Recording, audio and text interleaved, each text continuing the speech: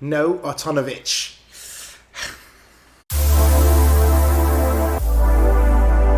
Hello and welcome to another episode of the Devils Down Under. I'm your host Bryce, and look, it's been a very, very interesting week for Man United. We've lost to Brighton on the opening day of the weekend, as well as got a game tomorrow. Depends on where you are in the world, but a game in 2 days' time against Brentford. As our next game, no new signings, and we're squabbling over Rabiot and, no Otonovic, as I said earlier, while asking Rabiot's mother for permission. So let's get into it today. First up, we had a game against Brighton a few days ago. Things obviously didn't go to plan with that. We lost 2-1, unfortunately. And same stuff as last year. Wasn't great. Players down tools as they have been doing all of last season. Ten Hag got to see it firsthand. Obviously, got a false sense of insecurity, security with them, a security blanket with them in pre-season games. And obviously, that didn't happen. So the stuff we've been seeing, I think it's come to the foray for Ten Hag. And look, not my cup of tea on the way we wanted to start the season and the hopes that we had going into the back end of last season being our worst season. Few positives. Eriksen's a baller. Martinez, I know a lot of people have said that he wasn't a great player. Got bullied off the ball, stupid positioning and stuff. I actually think he was very composed on the ball. And his positioning was quite well from the things I've seen. Obviously, the thing at the end, I do think there was a penalty. But look, something had to go away. We couldn't have gone 3-0 down. That would have just been disastrous. Very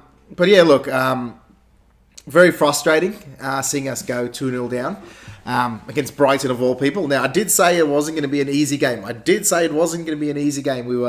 We only finished a few points above them last season, and they're a well-drilled team, and our midfield shit. So, we got played off the park by Caicedo, who was a £4 million signing.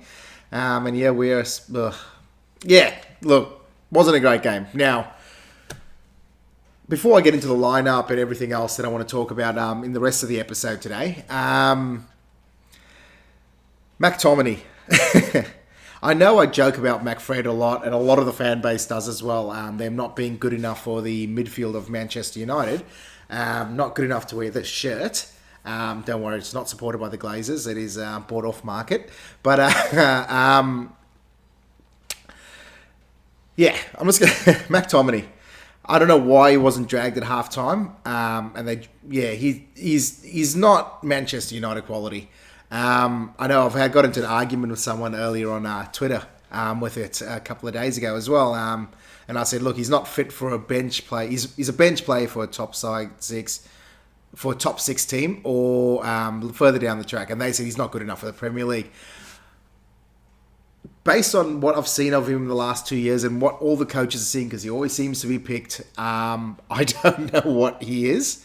And he certainly isn't bringing that to games with Manchester United. Now, you're saying, he's still a young player. He can develop. The guy's 25 years old. 25 years old, I think I reached my peak when it came to partying.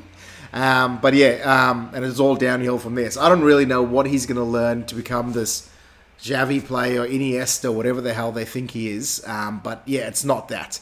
So, it's going to be... I just want to run one little stat off you from this game. So, opening game of the weekend, midfield 2, not a midfield 3. We have a 10. You'd expect those two in a game against Brighton where we would dominate possession, plays to get most of the top midfielders in the league are getting around that 60, 70, 80, even 90 passes in a game. McTominay had 27 passes for that game before he got taken off, and at an accuracy of 67%. Now, I'm trying not to get angry because the game still leaves me with a soft point, but 67% possession with 27 passes. How do you get into the Champions League spot, let alone win a league, get into Europa League with a performance like that from one of your two midfielders? We need a new midfielder. De Jong, which I don't know if it's going to Chelsea, he's coming to us. Rabiot, depending what his mother allows him to do, if he's coming to us or not, he does need mother's permission. You do need those kind of things. You need to be signed off on those things. We need someone else in there. I don't care if it's Ericsson. I don't care if it's Van der Beek. Give bloody Garner a chance. He looked okay in pre-season, and you're only going to know if he's good enough for Manchester United to give him a run of games. But McTominay cannot start for us tomorrow or whenever it is against Brentford. I can't stress that enough. Look, that was very disappointing. And then obviously Rashford went back to his... Yeah, I mean, he had 2 good chances, but stuffed that up as well. Wasn't great. And I'm just going to have a sip before I'm running out of breath here. And yes, it is a Christmas cup. I ran out of cups, but yeah, it's a Christmas cup. So look, McTominay, I'm not going to go into it anymore. He can't start in the weekend. We're going to see if Ten Hag has the balls to drop him. No other manager has had it. And whether or not he can do it, I think it would really, really please the fan base to seeing that he has the balls to stand up to whoever's making the decisions on who needs to start, who they think is good enough. And also send a message to the board. If he does start someone like Garner, he has no other depth. So we need to get a midfielder in, and that could send a strong message. Moving on, obviously Ronaldo came off the bench. There was a statement of that he didn't start. He obviously wasn't fit enough. Ten Hag said that. But yeah, I'll get into that a bit later. He had scraps. He didn't really have many opportunities. But in that second half, we did look a little better with Van der Beek in the middle and controlling the game. And obviously a bit more fluency with the attacking 3 players.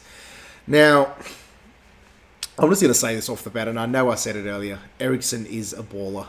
I don't know if he's going to start in the pivot 2 for us, or he's going to start against in Bruno's 10 position. But his distribution, his silkiness on the ball, if he can't get into... I think Bruno's got to worry. I know Bruno came out early in the season saying he doesn't know what's going to happen. The manager wants him to play these passes and try these passes. The difference with Ericsson is he pulls it off. It's going to be really interesting what happens in that number 10 battle, or even if Ericsson does drop down into that pivot 2, but then obviously we need a really energetic and good defensive-minded player next to him as well.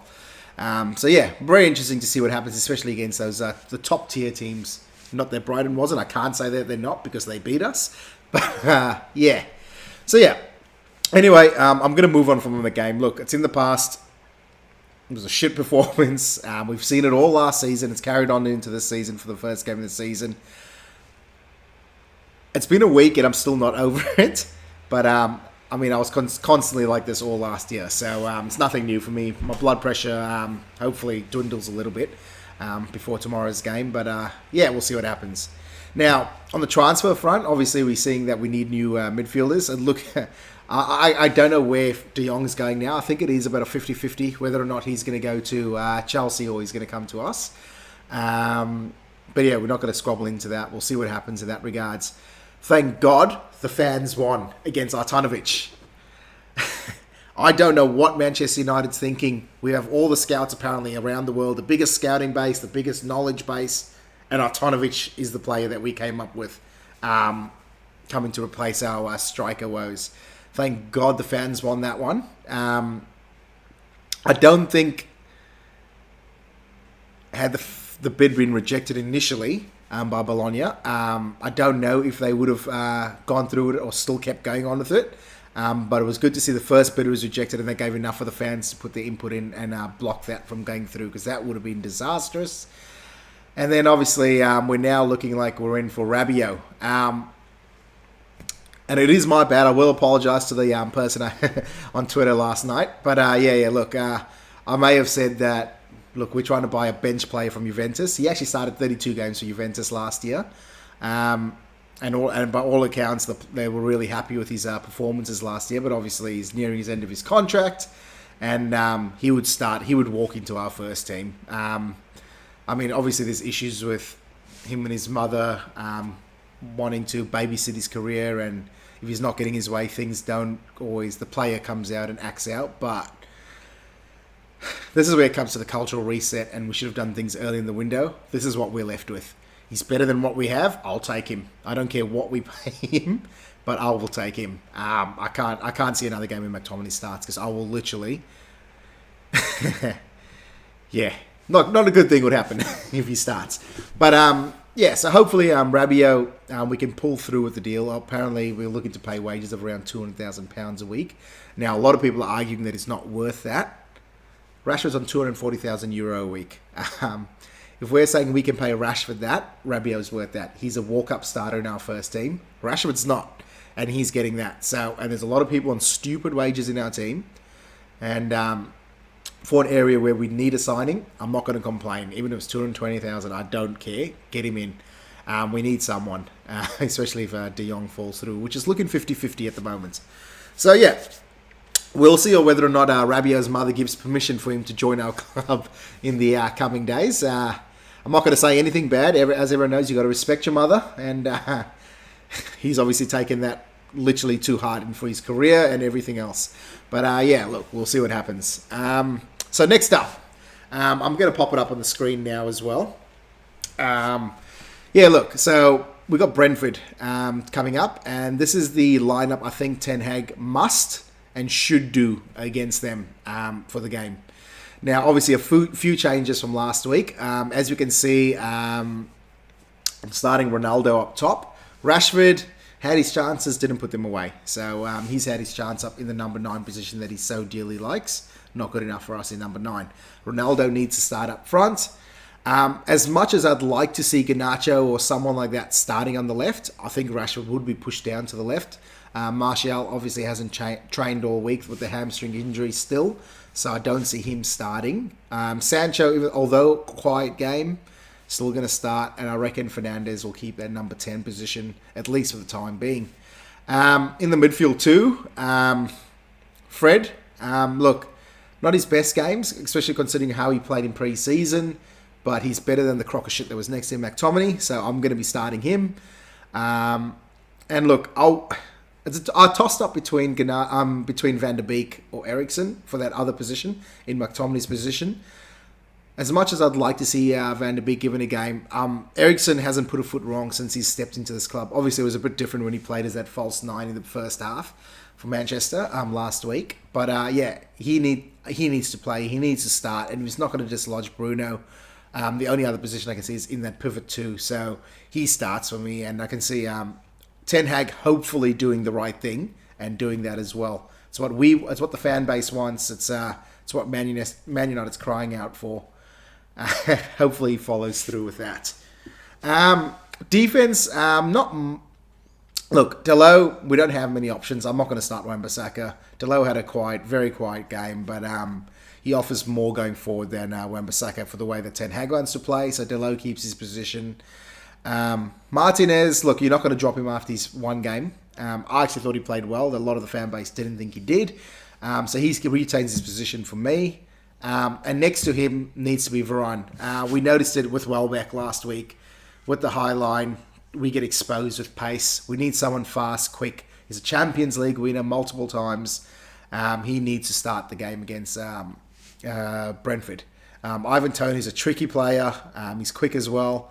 So, yeah, Varane needs to start. And I think there's another thing with the McTominay thing. It's something Ten Hag needs to do. He needs to show that if we are to progress as a club and he doesn't have the signings or whatever that he wants, he needs to play the team that he thinks can do well. And if he can't do it, then, well, it's on the owners because I've had enough with them.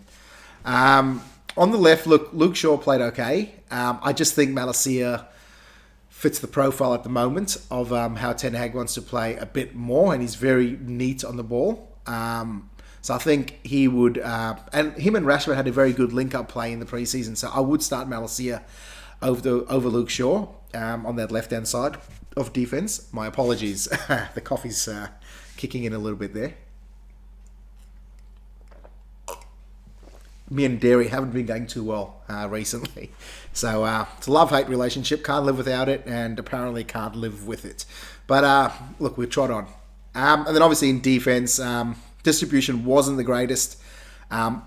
More and better than what we've seen last year and previous years with him, but De Gea keeps his position. There's no one to surpass him in that goalkeeping ranks for us. So yeah, he keeps his position, and I'm very happy with him to stay in goals for the remainder of the season as well.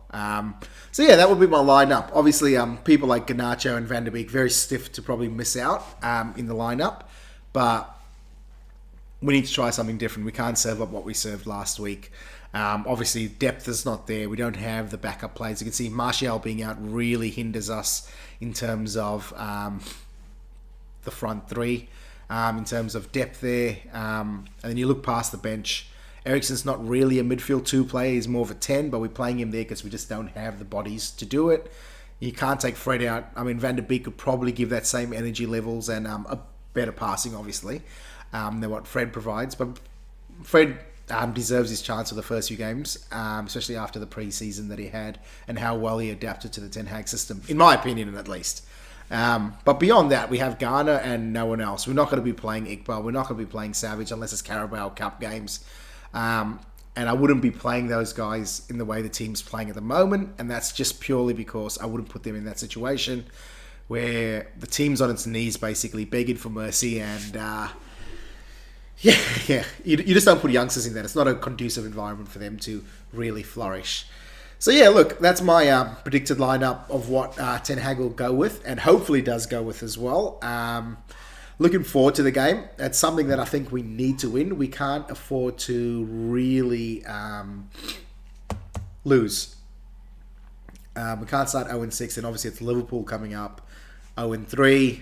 It's things start looking very bleak, and that top 4 position that we oh so dearly need looks worse and worse as the games go by. So yeah, it's a must-win game for Man United. Hopefully Ten Hag has the balls to actually make these decisions that us as all fans can see, and I'm sure he sees it. But yeah, whether or not he follows through on it is a different story. And one more thing that I forgot to add. Look, my predicted score for the game. I can't see us losing this game. I hope we don't lose this game. So I'm going to go with a 3-1 to Man United. I think our defense is still a bit temperamental, so I do see us conceding a goal, especially against the likes of a player like Tony. But yeah, 3-1 is what I'm going with.